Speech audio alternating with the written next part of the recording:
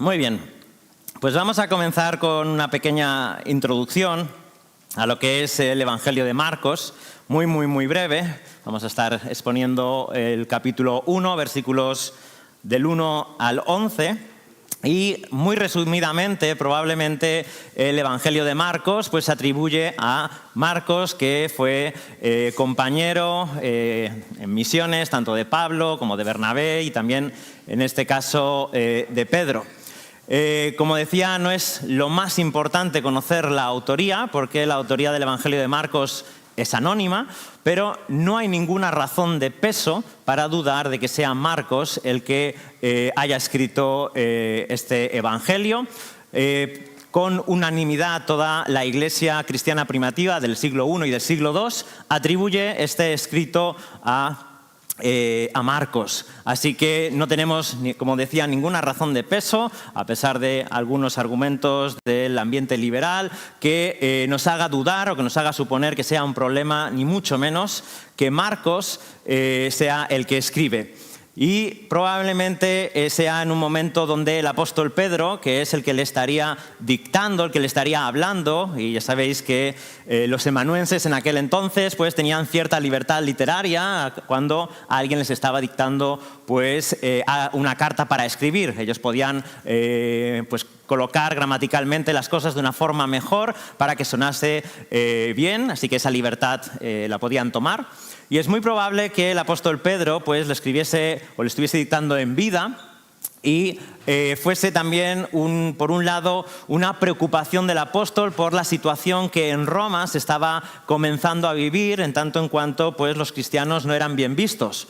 Así que hay parte de este evangelio que tiene que ver con una preocupación por la persecución, y el evangelio nos va a mostrar a Jesucristo como el siervo sufriente, como aquel que introduce el reino de Dios, pero un reino de Dios que no esperamos que, o contrario a lo que esperaban, no iba a ser un reino político, militar, aplastante, sino que iba a ser introducido de manera, podríamos decir, casi sutil o incluso contraria, a través de la frustración y del fracaso de ver al Mesías, al ungido, clavado en una cruz y siendo pues tenido por menos que un fracaso, un impostor o alguien de poca monta, a pesar de todo lo que él había hecho. Así que, como siervo sufriente, da un ejemplo para que todos aquellos que tienen que estar en el reino de Dios tienen que entender y comprender que su rey, aquel que se ha identificado con ellos y ha vivido para ellos, pues, y los introduce al reino de Dios, ha sufrido. Y quizás ellos, para ser parte de este reino, seguidores de Jesucristo, también tengan que confrontar la persecución. Por otro lado, también podemos ver que probablemente esta sea una carta dirigida a la iglesia en Roma. Y podemos pensar también que esa petición de la iglesia en Roma, o al menos a algunos comentaristas les gusta pensar así, que la propia iglesia de Roma, viendo que el apóstol Pedro ya empezaba a envejecer y que se estaba ya viniendo un cambio generacional de los apóstoles, necesitaban tener por escrito todo aquello que era bien sabido por ellos y habían escuchado de boca de la predicación de Pedro. Muy bien, todo esto son probabilidades, entendemos que muy altas y que dan sentido a por qué fue escrito el Evangelio y por qué fue escrito de esta manera. Si detrás de este evangelio, como decimos, está la voz de Pedro, es interesante comprender que este evangelio comienza precisamente con Juan el Bautista como precursor del Mesías, que sería el ámbito en el cual el apóstol Pedro había conocido por primera vez al Señor Jesucristo. Este evangelio no tiene genealogías, no comienza con la infancia de Jesús, no nos dice nada acerca de Jesús, ni siquiera va a la eternidad como el Evangelio de Juan, simplemente comienza con el ministerio de Jesús y se centra completamente en el ministerio de Jesús. Probablemente, pues como decíamos, entendiendo, comprendiendo todas esas vivencias del apóstol Pedro que quiere comunicar y dejar por escrito a esta comunidad. Un evangelio que enfatiza la vida de Jesús, como decíamos, como siervo, y como aquel que introduce el reino de Dios, y que lo hace a través de su vida, de su mensaje, de su muerte y de su resurrección. Así que cuando vamos al Evangelio de Marcos vamos a ver a la persona de Jesús. Hemos cantado acerca de la persona de Jesús. Y el Evangelio es un evangelio que nos invita de manera constante a reflexionar, a tomar una decisión, a pensar quién es Jesús y qué significa esto para mí. Una de las características del Evangelio de Marcos es que es un evangelio rápido. Es un evangelio que de manera constante nos está llamando a la acción. Inmediatamente aparece, o algo similar, unas 41 o 42 veces en todo el evangelio. Así que es como si estamos viendo una película de acción. Y si hay alguien aquí de aquellos que dicen, no, a mí la teología no me va mucho, a mí dame la acción. Bueno, pues para ti se ha escrito el Evangelio de Marcos, no puedes escapar. Tienes que escuchar el Evangelio de Marcos, tienes que estudiar el Evangelio de Marcos y tienes que responder a la presentación y a la proclamación de Cristo que el Evangelio de Marcos trae y realiza. Dicho de otro modo, vamos a estar viendo constantemente escenas de acción, pocas escenas éticas, pocas escenas de grandes discursos, como podríamos encontrar en Mateo, que hay 5 escenas grandes de sermones. Y es como si estuviésemos viendo un reel. ¿Vale? Eso sí que lo conocéis, ¿verdad? Los reels, que vamos pasando con el dedo para arriba, uno detrás de otro, y eso provoca en nosotros algo, ¿verdad? Algo no muy bueno, pero algo. Muy bien, el Evangelio de Marcos hace algo similar. Son escenas rápidas que podemos ir pasando para que lleguemos a una conclusión, pero esta es una conclusión buena. Y es que Jesucristo verdaderamente es el Hijo de Dios, es el enviado por Dios, es Dios encarnado para que respondamos a su llamado, al arrepentimiento y aceptemos en nuestro corazón y con nuestra mente las buenas noticias. Las buenas noticias de que a pesar de nuestra vida, a pesar de lo que somos como seres humanos, a pesar de la injusticia que hay en el mundo, pero a pesar de la injusticia que hay en nosotros mismos, hay un Dios que nos ama y que nos ama a tal punto que no tiene, en un sentido, reparos en hacer que su Hijo se encarne, llevarlo a la cruz y sufrir la ira que solo merecía cada uno de los seres humanos. Y a través de esa muerte sustitutoria en la cruz, traer vida eterna y reconciliación con Dios. Así que la buena noticia consiste en que a pesar de lo que somos y de lo que hacemos, en Cristo Jesús tenemos reconciliación con Dios y tenemos una vida con Dios. Un mensaje tremendo. Un mensaje para sentarse, reflexionar y humillarnos delante de Dios y adorarle por toda la eternidad. Si Dios hubiese creado el mundo y nos hubiese puesto en él, y nos hubiese dado sol, agua y nada más, Dios sería suficiente para ser adorado por toda la eternidad por su bondad. Si Dios además nos hubiese dado de un mundo y de la creación, y nos hubiese dado familia, y nos hubiese dado buenas relaciones, Dios sería merecedor de que doblásemos nuestra rodilla y le adorásemos y le honrásemos por toda la eternidad. Pero esto es poco, ¿verdad? Nuestro Dios hace aún algo mucho mayor, que es que a pesar de darnos cosas buenas para este mundo, nos ha rescatado de nosotros mismos y nos ha reconciliado dándonos una promesa eterna. Dios es digno de ser adorado y honrado por toda la eternidad, porque en Cristo Jesús se ha manifestado para darnos salvación y vida eterna. Y esto es algo que hay que pararse y hay que hacer, como hacen los salmos que hemos leído, un selah, un descanso, un momento de meditación, de reflexión y de adoración interna al Dios vivo y verdadero. Muy bien, vamos al texto y vamos a leer Marcos capítulo 1, versículos del 1 al 11. Dice así: principio del Evangelio de Jesucristo, Hijo de Dios. Como está escrito en el profeta Isaías, he aquí, yo envío mi mensajero delante de tu faz, el cual prepara tu camino. Voz del que clama en el desierto, preparad el camino del Señor, haced derechas sus sendas. Juan el Bautista apareció en el desierto predicando el bautismo de arrepentimiento para el perdón de pecados. Y acudía a él toda la región de Judea y toda la gente de Jerusalén, y confesando sus pecados eran bautizados por él en el río Jordán. Juan estaba vestido de pelo de camello, tenía un cinto de cuero a la cintura y comía langostas y miel silvestre. Y predicaba diciendo: tras mí viene uno que es más poderoso que yo, a quien no soy digno de desatar, inclinándome, la correa de sus sandalias. Yo os bauticé con agua, pero Él os bautizará con el Espíritu Santo. Y sucedió en aquellos días que Jesús vino de Nazaret de Galilea y fue bautizado por Juan en el Jordán. E inmediatamente al salir del agua vio que los cielos se abrían y que el Espíritu como paloma descendía sobre él. Y vino una voz de los cielos que decía: tú eres mi Hijo amado, en ti me he complacido. Hasta aquí el texto que vamos a estar mirando en esta mañana y vamos a pedir la bendición del Señor una vez más. Bendito Dios y Padre, nos acercamos a un texto donde podemos considerar y ver que estamos pisando terreno santo.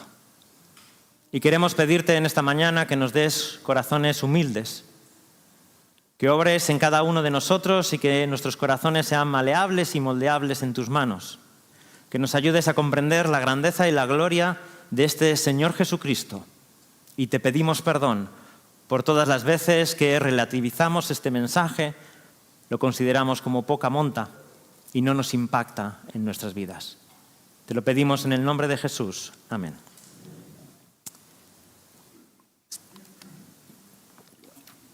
Muy bien. Vamos a dividir el texto en 4 partes. Lo siento, no traigo 3 puntos. Luego me castigáis todos los que enseñáis hermenéutica, no miro a nadie. Y vamos a hacer 4 puntos. Primero, la presentación, ¿vale? La presentación de Jesucristo, que se resume en 5 palabras que vamos a describir, versículo 1, y después vamos a ver 3 proclamaciones o 3 confirmaciones acerca de quién es este Jesús. Básicamente lo que hace el Evangelio en este punto es mostrarnos las credenciales de Jesús, el currículum.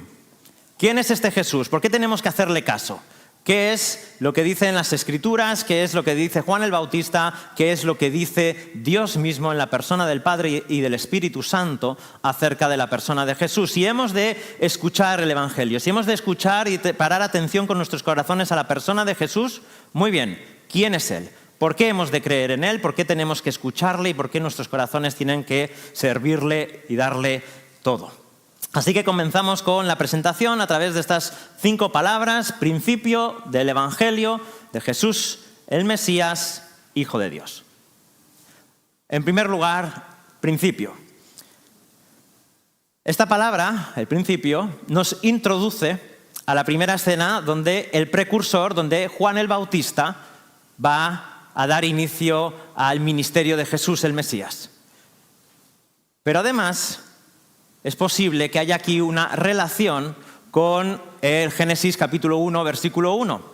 En la Septuaginta, en el griego de la Septuaginta, la versión griega del Antiguo Testamento, comienza con la misma palabra que aparece aquí, argé. Allí en Génesis es en argé, en griego, y es la misma frase, la misma palabra. Es interesante porque quizás Marcos está intentando decirnos que así como en el principio Dios creó todo el mundo de la nada y lo hizo a través de su palabra, ahora hay una nueva creación que viene a través también de su palabra en la persona de Jesucristo. Y este es el principio de este Evangelio. El Evangelio significa buenas noticias. No significa el género literario, al menos nosotros llamamos evangelios, que también es un género literario, pero el Evangelio significa buenas noticias. Así que el principio, donde en el plan redentor de Dios ha traído a la escena a la persona de Jesús, para darnos aquellas buenas noticias que, como veremos, estuvieron profetizadas desde hace más de 700 años, de este momento. Este es el momento donde Dios está renovando por fin a la humanidad, donde ese momento en el Génesis, en el Edén, donde el ser humano da la espalda a Dios, donde Adán y Eva desobedecen y no creen y dejan de confiar en las palabras de Dios y son expulsados del Edén, ahora es el momento clave y álgido donde el reino de Dios se acerca para volver a restaurar todas las cosas y lo vuelve a hacer en la persona de Jesús. Bueno, sea o no esta una intención del autor, lo que sí que podemos hacer nosotros es darnos cuenta de que verdaderamente Dios está haciendo algo nuevo en la persona de Jesús. Y es algo tan nuevo en ese momento que ni siquiera era esperado todo lo que Jesucristo iba a hacer. De manera constante van a estar las personas chocándose con sus ideas ante esta persona, ante el Hijo de Dios, ante sus milagros, su enseñanza con autoridad y su obra salvífica. Así que paramos atención desde un buen inicio. Marcos nos está llamando a considerar la obra de esta persona desde el principio. Dios tiene un plan y un propósito redentor y en la persona de Jesús se va a cumplir. Él es el que trae, como decía, las buenas noticias. Y las buenas noticias en el mundo romano, en el mundo griego, pues significaba una buena noticia cuando un rey pues obtenía una victoria o cuando el hijo de un rey nacía. Y entonces se utilizaba esta expresión que era buenas noticias. Ahora, aún tiene más sentido y más trascendencia en el mundo semítico, en el mundo hebreo. Porque en el mundo hebreo estas buenas noticias nos enlazan con una profecía que encontramos en Isaías. Y vamos a ver cómo todo el capítulo 1 hay un trasfondo de Isaías que Marcos trae a la luz. Isaías 52:7 dice lo siguiente. Un texto conocido por todos. Isaías 52:7. Qué hermosos son sobre los montes los pies del que trae buenas nuevas, los pies del que trae el Evangelio, del que anuncia la paz, del que trae las buenas nuevas de gozo, del que anuncia la salvación y dice a Sión, tu Dios reina. Y desde tiempos antiguos este texto se consideraba como un momento donde el reino de Dios iba a ser consumado, un momento escatológico, donde iba a venir alguien que iba a traer las buenas noticias proclamando el reino de Dios y inaugurando una nueva etapa. Así que cuando leemos las buenas noticias, son unas buenas noticias esperadas desde hace 700 años. El pueblo de Israel, que había sido llevado a Babilonia, bueno, primero Israel del norte a Siria, luego Judá y las tribus que iban con Judá a Babilonia, habían estado esperando 700, 600 años un momento cumbre donde este texto y otros textos apuntaban a que iba a haber una restauración completa de Israel por medio de alguien que iba a traer esa restauración. Y esta palabra buenas noticias nos tiene que retrotraer a este momento. Estas son las buenas noticias esperadas y anunciadas proféticamente por Dios desde hace muchos años. Una voz profética que hacía 400 años que no se escuchaba.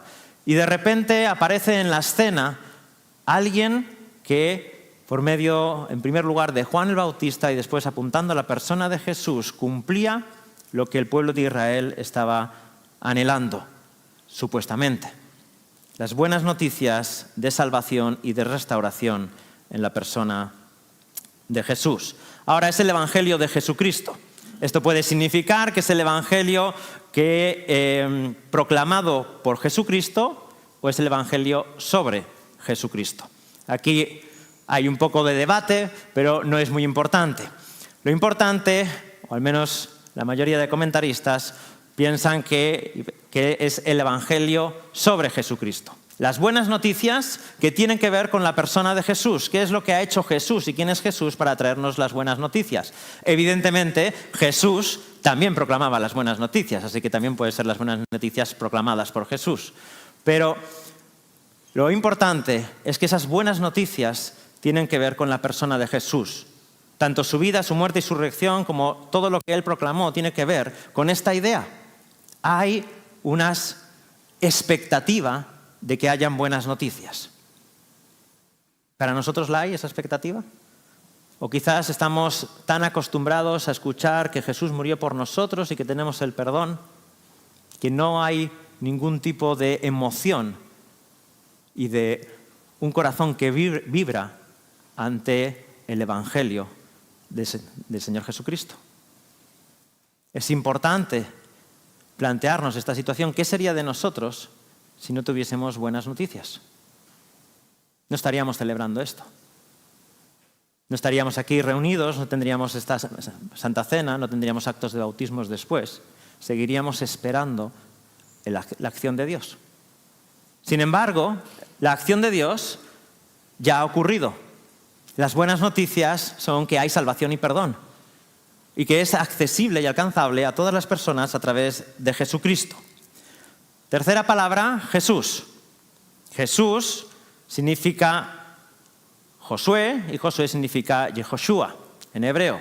Y Yehoshua significa Jehová salva. Así que cuando en otro texto, en otro evangelio, en Mateo, se le pone el nombre de Jesús, está hablando de que Jesús es Yahvé trayendo salvación a su pueblo. Es Jehová salvando. Y de nuevo tenemos otra credencial. El principio de la obra creadora de Dios, las buenas noticias proclamadas desde antaño se centran en la persona de Jesús, hablan de Jesús, y encima su propio nombre nos dice que Él es Yahvé trayendo salvación. Y la cuarta palabra es Cristo. En nuestras Biblias, o en la mayoría de nuestras Biblias, pone Jesucristo, en algunas pondrá Jesús el Mesías. Es interesante conservar esta idea de Jesús el Mesías porque el Mesías era un título. Fue con posterioridad aplicado a la persona de Jesús, que fue parte de su nombre propio. Ahora, el Mesías significa el ungido, el Cristo.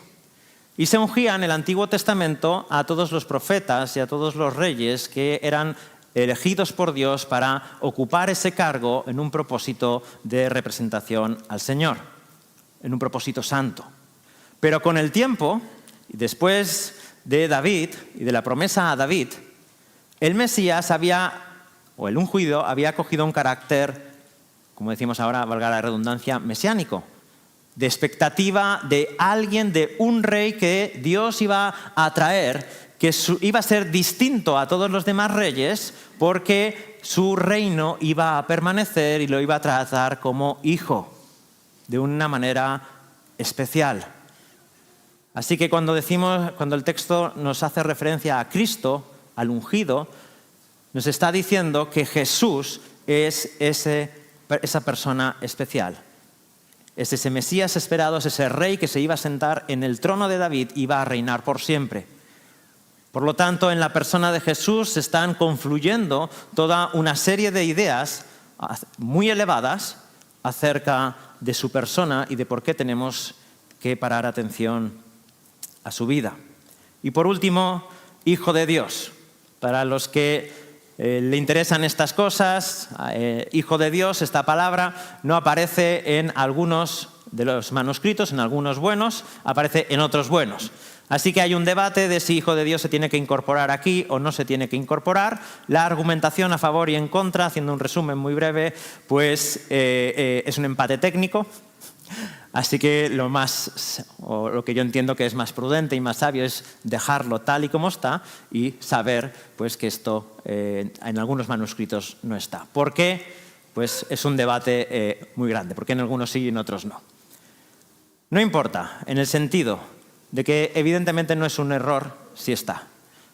Si se ha conservado para nosotros, además concuerda con todo el Evangelio de Marcos. Marcos nos presenta, versículo 11, que la voz del cielo dice que Jesús es el Hijo.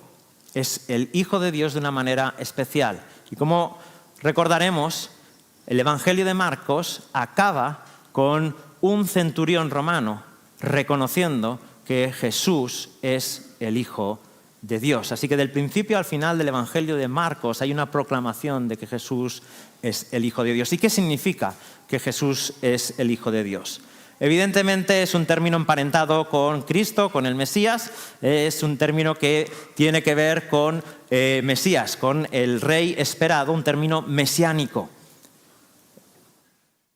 Dios iba a colocar a una persona, a este rey, que de manera especial lo iba a llamar Hijo.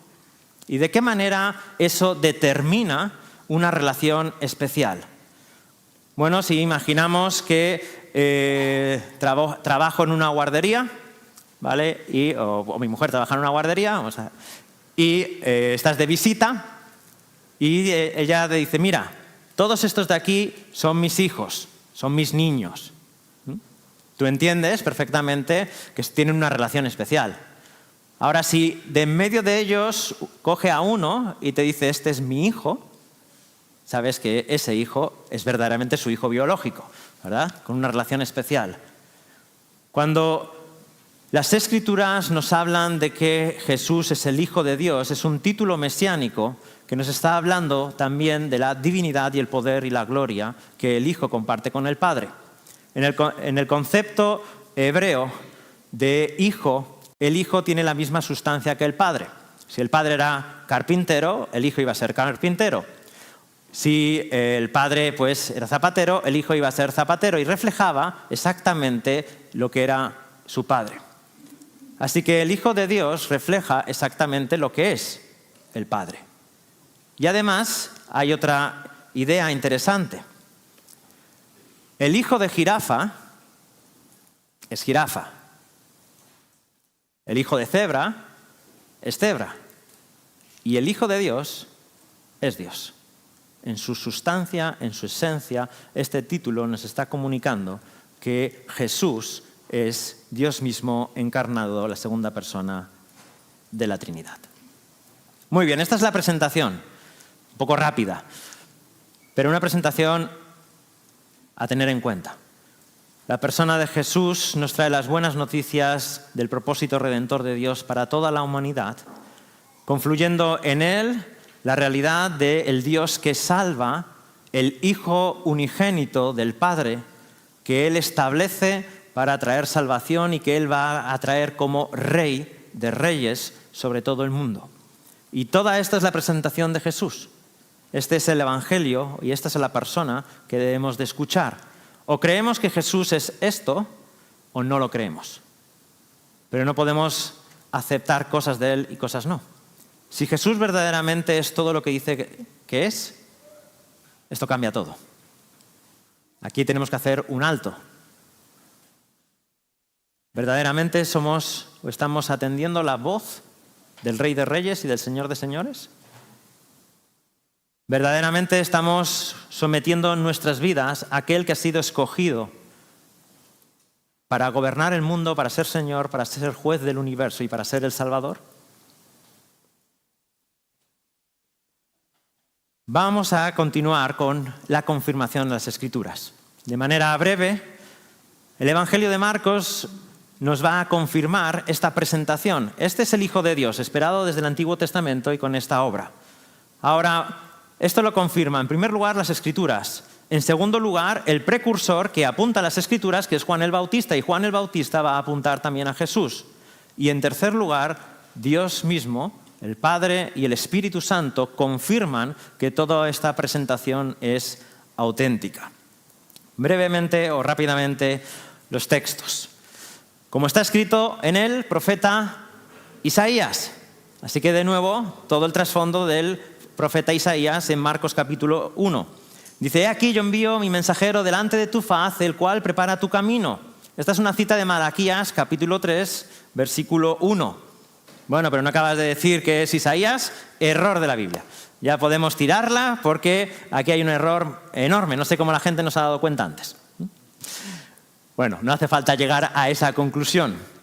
La idea, o lo que hace, y que no es algo que estaba mal hecho, es, en primer lugar, no tienes que nombrar, no hace una exposición bíblica de todos los versículos y las citas. Las personas a las cuales se dirige conocen el Antiguo Testamento. Conocían las Escrituras. Y por lo tanto no hace falta hacerles ningún tipo de referencia para que sepan de qué texto está hablando. Ahora, eso en primer lugar nos deja, yo creo que un poquito mal a algunos de nosotros. ¿Conoces simplemente por escuchar la referencia de estos textos lo que significan y dónde están? Muy probablemente no. Pero a quien va dirigido sí que lo sabían, sí que lo escuchan. Tienen la capacidad, porque tienen las Escrituras introducidas aquí, y lo que significa de citar algunos textos bíblicos que están emparentados y que forman un propio mensaje. ¿De qué manera Malaquías capítulo 3, versículo 1 está emparentado con Isaías 43, que es el siguiente versículo? Voz de que clama en el desierto, preparad el camino del Señor. Bueno, pues por estas palabras, preparad el camino. La misma palabra de preparar el camino sale en Malaquías y sale en Isaías. Así que, en primer lugar, por el medio de este enlace de palabras, ya sabemos de quién está hablando. Hay un precursor que prepara el camino para la presencia de Dios. Y una referencia es Malaquías y la otra referencia es Isaías. Isaías es por excelencia el texto donde el rey mesiánico y el momento cumbre de la restauración de Israel por medio del Mesías y del siervo sufriente aparece. Y de esta manera, simplemente el autor tiene que hacer una referencia a Isaías para decir que todo el texto de Malaquías también está en la misma línea. No hace falta decir Isaías y Malaquías como un miedo a que alguien le diga que está mal. No, ya lo entendían todos. Textos que hablan de lo mismo y habla de aquel que es más importante o que quiere destacar en ese momento. Hay dos detalles interesantes, tanto en Malaquías como en Isaías. Malaquías 3.1 nos habla de este mensajero que va a venir antes de la presencia del Señor, antes de Dios mismo. Dios va a venir a su pueblo, a su encuentro, y va a venir alguien previo. Y ese mensajero previo es identificado luego en Malaquías capítulo 4, versículo 6 como Elías. No lo vamos a leer. Así que Malaquías nos dice que Elías, o alguien con su poder y con su grandeza, tiene que venir como precursor de Dios viniendo a su pueblo. Y en el texto griego de Malaquías dice mi camino, y en este texto habla de tu camino. Y este cambio nos está haciendo una referencia a la persona de Jesús. Y está identificando las palabras de Dios de mi camino con el camino de Jesús. Y por lo tanto es una nueva manera de apuntar a que la persona de Jesús es Dios encarnado. Es Yahvé viniendo a su templo. Dios mismo entrando en el mundo. Lo mismo ocurre con la siguiente declaración. Voz de que clama en el desierto, preparad el camino del Señor. Haced derechas sus sendas. En la Septuaginta, de nuevo la referencia, sus sendas es las sendas de nuestro Dios. Así que este texto, las sendas de nuestro Dios, ahora aquí Marcos está diciendo sus sendas, las sendas de Jesús. Y de nuevo está aplicando un texto que va a la persona de Dios, a la persona de Jesús, sin ningún tipo de rubor. Marcos está diciéndonos Jesús es Dios encarnado. Una doble declaración a través de estos cambios pequeños en las profecías. Muy bien, así que está escrito desde hace tiempo que va a venir una persona previa a la venida de Dios a instaurar su reino. Y esa persona es Elías.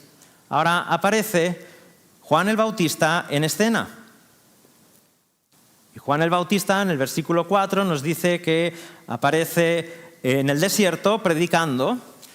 El desierto era el lugar esperado donde iba a aparecer el Mesías, por otro texto de Isaías. ¿Vale? No lo vamos a ver.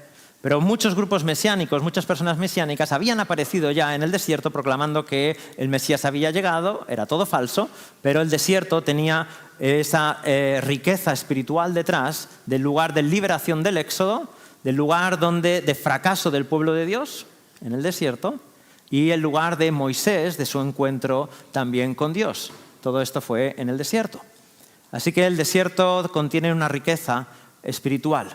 Y Juan el Bautista está en el desierto y está predicando el bautismo de arrepentimiento. Esta tarde van a haber bautismos. No es este mismo bautismo, pero tiene muchas similitudes. El bautismo que predicaba Juan era un bautismo de perdón de pecados para el arrepentimiento porque el pueblo de Israel se había alejado del Dios vivo y verdadero. Así que proclama que es necesario arrepentirse de los malos caminos y confesarlos, y la manera de hacerlo público era bajar a las aguas y subir de ellas. Esta era la manera de señalar que dentro de su vida había habido un cambio o al menos deseaban un cambio, y lo hacían bajando a las aguas. ¿De dónde sale este bautismo?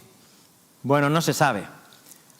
Habían varios rituales en el judaísmo en los cuales requería una limpieza, pero un bautismo completo, pues habían pocos. Uno de ellos era cuando los prosélitos, las personas que no eran judías, se convertían y cuando querían convertirse al judaísmo se les bautizaba entero de arriba a abajo.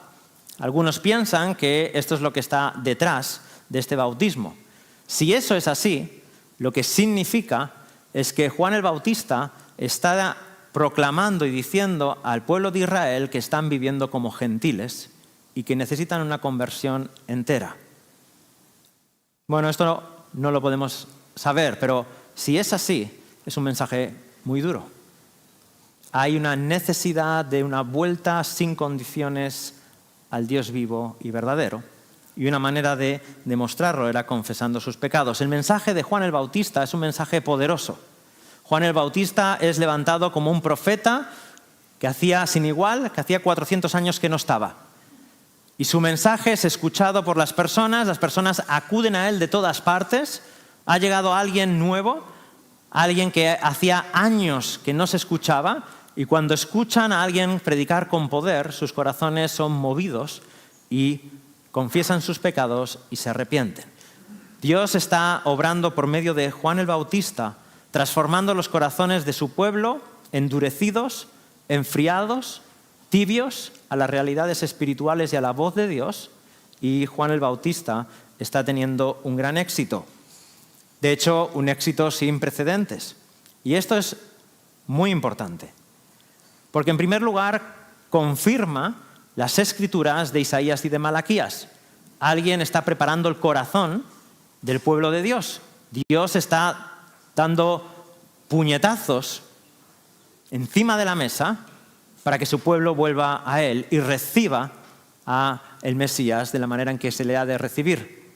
Una preparación interna del corazón que es necesaria, requisito indispensable, para que cuando venga la voz del Señor podamos escucharla y podamos recibirla. Esto no ha cambiado. Necesitamos de manera constante velar por nuestro corazón y las motivaciones que hay aquí dentro. No vaya a ser que cuando el Mesías se nos es presentado, cuando Dios nos habla, no le escuchemos y tengamos un corazón endurecido. Es necesario estar vigilando el corazón y atender a aquellos mensajes que nos ayudan a acercarnos, a preparar nuestros corazones al Señor. Juan el Bautista tiene un mensaje de éxito. Responde la gente con convicción, con arrepentimiento y con bendición. Juan el Bautista es presentado como Elías. Nos dice el texto, Juan estaba vestido de pelo de camello y tenía un cinto de cuero. Esto es una descripción que se hace de Elías en 2 de Reyes 1 al 8, confirmando de esta manera que Juan el Bautista es ese Elías esperado. ¿Qué significa? Que si Juan el Bautista es el Elías esperado, el que viene inmediatamente después es Dios mismo. Y ahí está Jesús. Así que Marcos identifica a Jesús como Elías y además, como Elías, es sustentado en el desierto sin provisión humana. Comía langostas y miel. Ahora, aquí hay que hacer un alto en el camino y decir que esto no es una confirmación de que Juan el Bautista era gallego, porque no comía langostas de la ría de Marín, por supuesto, que es la mejor de todas, ¿verdad? Sí, sino que eran saltamontes. Saltamontes un poquito más grandes, ¿vale? Pero esta era la comida, langostas, una comida que era permitida en Levítico, era una comida permitida, y además comía miel silvestre. Así que Juan es confirmado por su ministerio, es confirmado por su identificación con Elías, y ahora viene la parte clave de su ministerio, que no es otro que apuntar a Jesús. 3 cosas dice acerca de Jesús. El que viene detrás de mí es más poderoso que yo. Estas son palabras fuertes. Estamos ante una persona que reúne multitudes. Imaginaos que nos encontramos en el siglo XIX Y estamos yendo a escuchar a Spurgeon, 8.000 personas, 7.000, 9.000. Y este es Juan el Bautista, en un sentido. Y a pesar de todo el éxito del ministerio, y un ministerio con poder, un ministerio reconocido por todos, dice que viene alguien con mucho más poder que él. Que él, además, no solo es más poderoso el que viene, es más digno. Y no puede o no es digno de desatarle las sandalias, el cordón de las sandalias. Los discípulos eran o tenían funciones en un sentido muy similares a los siervos, a los esclavos, aunque se diferenciaban en algunas cosas. Un discípulo atendía a su maestro y le servía. Pero habían algunas cosas que solo se dejaban para los esclavos. Y una de ellas, de las más indignas, es esta. Desatar la sandalia de los zapatos era un acto de humillación que se dejaba para las personas más bajas de la sociedad. Ahora, Juan el Bautista está diciendo que él ni siquiera es digno de tomar la posición de esclavo ante la persona que viene. Así que no solo es más poderoso, el que viene es mucho más digno. Y por último, tiene un ministerio superior. Él bautiza con agua para el perdón de los pecados, ministerio confirmado por Dios y de bendición. Pero el que viene bautizando en el Espíritu Santo. Y por lo tanto, esta es de nuevo una referencia en todo el Antiguo Testamento al tiempo del Mesías, del reinado mesiánico, cuando el Señor venga a establecer su reino, se va a inundar la vida de las personas con la presencia del Espíritu Santo. Por ejemplo, Joel, aquí, perdón, sale el catalán. Joel, ¿verdad? Que vuestros hijos verán visiones, el texto que utiliza el apóstol Pedro para confirmar el derramamiento del Espíritu Santo en Pentecostés. Así que cuando está hablando de bautizar en el Espíritu Santo, está hablando de un nuevo inicio. El reino de Dios viene con poder, viene a instaurarse, y el Espíritu Santo va a ser derramado de una manera que antes se estaba solo adscrita a ciertos tipos de oficios y de cargos especiales en el Antiguo Testamento. Léase reyes, léase gente que construye el templo, léase sacerdotes o profetas. Sin embargo, el Espíritu Santo iba a ser una nueva realidad a través del nuevo pacto que es descrito en Jeremías y profetizado también en este profeta. Un nuevo pacto donde la presencia del Espíritu Santo iba a cambiar el corazón de piedra de las personas y lo iba a traer a un corazón de carne. Un poder, un ministerio muchísimo mayor. El reino mesiánico está a la vuelta de la esquina. El Mesías viene a su reino y el reino con poder empieza a instaurarse desde ese momento. Y por último, la confirmación de Dios el Padre y del Espíritu Santo. Aparece en aquellos días la persona de Jesús. Y el texto, sin más preámbulo, nos lo dice. Y se sucedió en aquellos días que Jesús vino de Nazaret de Galilea. Este mismo Jesús, que está en el versículo 1, es el que aparece ahora en escena, es el que viene inmediatamente después. Curiosamente, el mismo Jesús es bautizado por Juan en el Jordán. Marcos aquí no nos dice las reticencias que tuvo que tuvo Juan el Bautista para bautizarlo. Simplemente dice que sucedió. De nuevo estamos en un evangelio de acción. ¿Qué es lo que sucede inmediatamente cuando Jesús se bautiza? Que los cielos se abren. La palabra aquí usada es que se rasgan los cielos. Y hay un texto en Isaías también que nos habla de cómo los cielos se van a rasgar ante la venida y la presencia de Dios. Y en este caso del Espíritu Santo. Así que la palabra rasgar, abrir lo que está detrás de este mundo que no vemos, tiene una implicación de nuevo escatológica, una explicación del fin de los tiempos. Cuando podemos ver que el cielo se abre, que el cielo se rasga, estamos ante un momento del día final. Un momento de las últimas cosas, un evento del fin. Y en este momento el cielo se rasga y se abre. Y estamos viendo, Juan el Bautista y Jesús están viendo el cielo abierto. El fin, el día de la eternidad, el día de los últimos tiempos, el día del reino mesiánico, se está abriendo delante de ellos. Y lo que sucede es que baja la presencia del Espíritu Santo. Nos dice como paloma. No sabemos si significa que el Espíritu Santo imitó el vuelo de una paloma o que tenía la forma de una paloma. Por los otros evangelios parece que es esta última. Pero es interesante que Juan el Bautista, Jesús, está viendo cómo desciende sobre él el Espíritu Santo. Isaías, no sé si tengo aquí la referencia, Isaías 11, un segundo.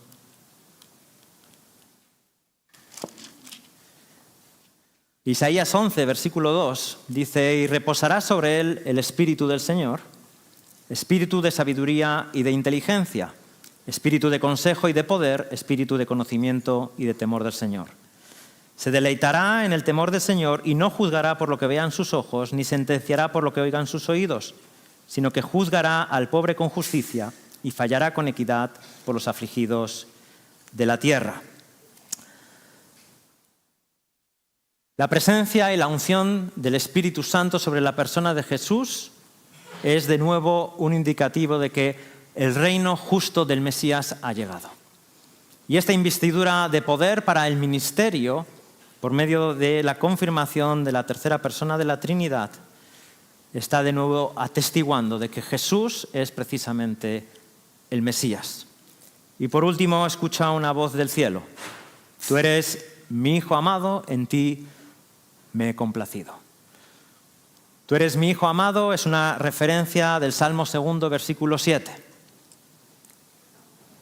Probablemente la palabra amado está haciendo un recordatorio de las palabras de Dios a Abraham cuando tenía que sacrificar a su hijo. Sacrifica a tu hijo, a tu único, a quien amas.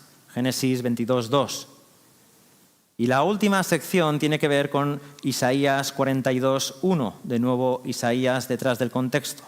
En ti me he complacido. Y dice Isaías 42, 1.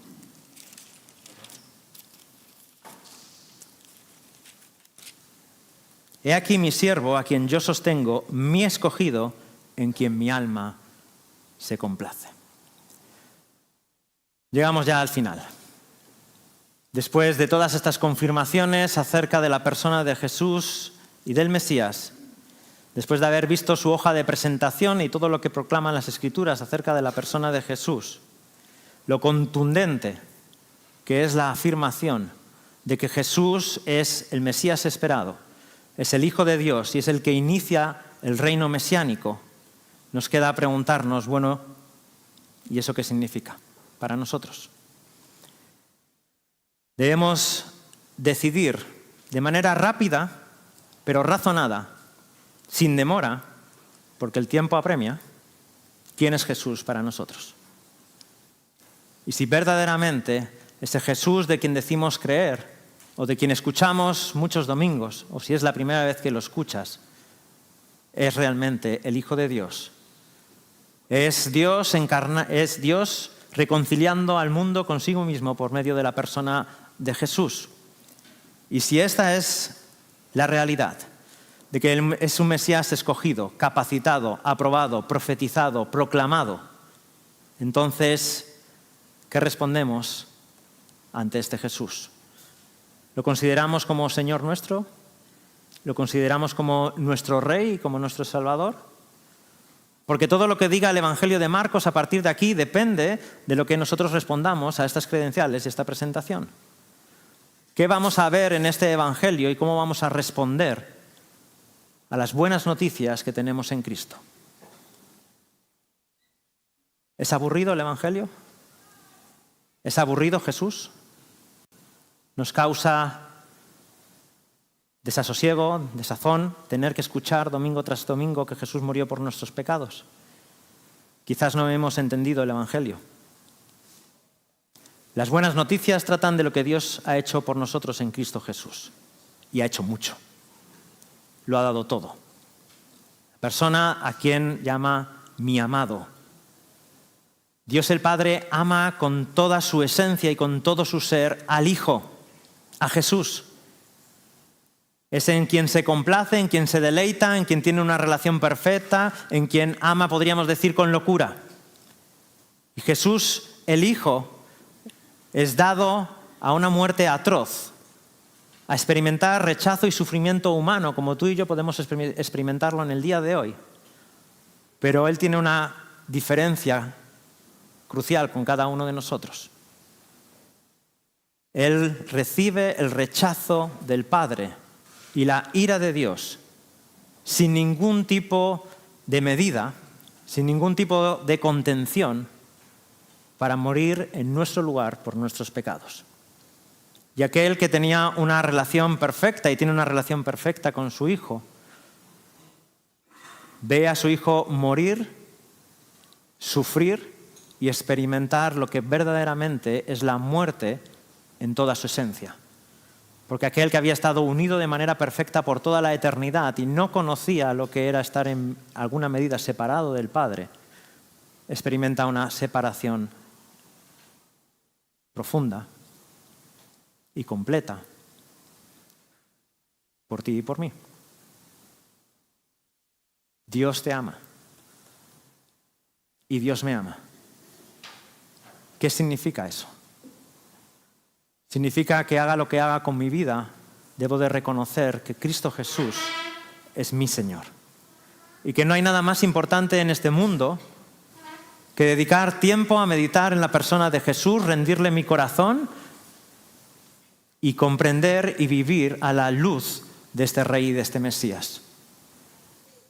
Hermanos, que este reino que ya está en marcha, que es imparable, y que conduce al reino eterno de manera inexorable, sea un reino que está en tu vida. Y que en tu corazón esté gobernando Jesucristo el Mesías. Y que la iglesia en Marín sea una iglesia que vibra ante las palabras preciosas del nombre de Jesús, porque ha comprendido que su Señor y su Salvador es lo más grande y lo más importante, aquel que le limpia los pecados y que le reconcilia con Dios. El Mesías ya ha sido enviado. La pregunta es si ha llegado a tu vida, porque no hay tiempo para siempre. Vamos a orar. Padre Santo, a pesar de una exposición pobre, el mensaje tuyo es glorioso. Mensaje que con palabras es difícil describir. Pero queremos alabarte y bendecirte y pedirte que nos ayudes a humillarnos delante de ti. Confesamos, Señor, que nos cuesta muchas veces asombrarnos con tu grandeza, con tu gloria. Que nos cuesta comprender la realidad de nuestra miseria, de nuestro pecado, y no nos gusta que nos ames tanto. Nos cuesta aceptar la gracia. Somos orgullosos y soberbios. Y pedimos, Señor, que estos corazones los allanes. Que quites todo valle y que quites toda montaña, para que el nombre de Cristo y su gloria brillen con fuerza en cada uno de nosotros. Y que nuestras vidas sean una luz que da gloria a tu amado Hijo, el Salvador, quien murió por nosotros. En su nombre oramos. Amén.